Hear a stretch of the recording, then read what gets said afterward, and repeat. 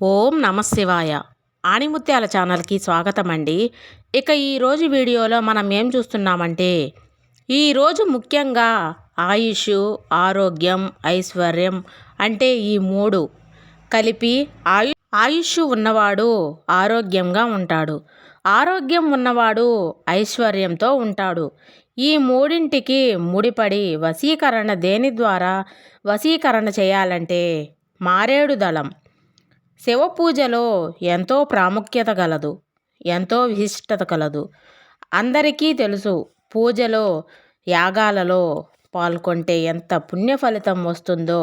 శివుని ఆరాధించిన తరువాత, పంచామృతాలతో ఆరాధించిన తరువాత, అలంకార ప్రియుడిని పూర్తిగా అలంకరణ చేసిన తర్వాత, ఇవన్నీ ఒక ఎత్తైతే మారేడు దళముతో పూజించి మారేడు దళం పెడితే స్వామివారు ప్రీతికరమైనది. అలాగే మారేడు చెట్టుకి మారేడు కాయ కాస్తాయి. ఆ మారేడు కాయలు కాసిన ఆ సమయంలో మనం పెద్దదిగా ఒకటి చూసి తెంపుకొని మన గృహంలో పవిత్రంగా కడిగి ఆ పైభాగాన్ని కట్ చేసి ఆ మారేడు గుజ్జు దాన్ని చూర్ణం చేయాలి. భస్మంలా అంత మెత్తగా చూర్ణం చేయాలి. విభూది మాదిరిగా తయారు చేసి దాంట్లో ఆ విభూది కలిపి దాన్ని వస్త్రకాయం పట్టాలి. మనకు విభూది లాగా తయారవ్వాలి. దాన్ని ఒక పాత్రలో పెట్టి ఆ మారేడుకాయలో ఇప్పుడు చేసుకున్న చూర్ణాన్ని పోయాలి. సూర్యుడు ఉదయించక ముందే మనము లేచి తలస్నానం చేసుకొని సూర్య నమస్కారం చేసుకొని సూర్య భగవంతుణ్ణి పూజించే ముందు శివపార్వతుల్ని దీపధూప నైవేద్యాలతో పూజించి ఆ ఒక్క విభూదిని నుదుటిన పెట్టాలి.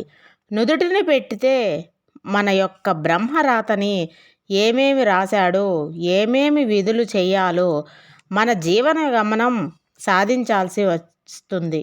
ఏమేమి ఉందో మనం సంకల్పం చేసుకోవాలి. ముఖ్యంగా ఈ విధంగా చేస్తే ఆయుష్ పెరుగుతుంది. రెండవది ఆరోగ్యం. మనకు వేదన లేకుండా ఉంటుంది. సకల ఆరోగ్యవంతుడు సకల సంపద గలవాడు అంటారు. ఆరోగ్యం మంచిగా ఉన్న వ్యక్తి ఎక్కడికైనా ప్రయాణం చేయగలుగుతాడు, ఏదైనా సరే సాధించగలుగుతాడు. ఆ యొక్క విభూది ఆరాధన చేయడం వల్ల మనం నుదుటిన పెట్టి మన హృదయానికి రాసి పసుపు కుంకుమ అలంకరణతో మనం పెట్టుకొని శివ పూజను ఆరాధించి ఉదయిస్తున్న సూర్య భగవంతుణ్ణి మనం నమస్కారం చేస్తే ఆయుష్తో పాటు ఆరోగ్యంతో పాటు ఐశ్వర్యము, మీరు పూజ చేసే ప్రతి ఒక్క పని మీద, వ్యాపారానికి వెళ్ళినా, రియల్ ఎస్టేట్ రూపంలో కానీ, లేదా సొంత వ్యాపారంలో కానీ, ప్రైవేటు ఉద్యోగంలో కానీ, ప్రతి ఒక్క గవర్నమెంట్ ఉద్యోగంలో కానీ, ప్రతి ఒక్క పనిలో మీకు ఆటంకాలు లేకుండా ఐశ్వర్యం వస్తుంది.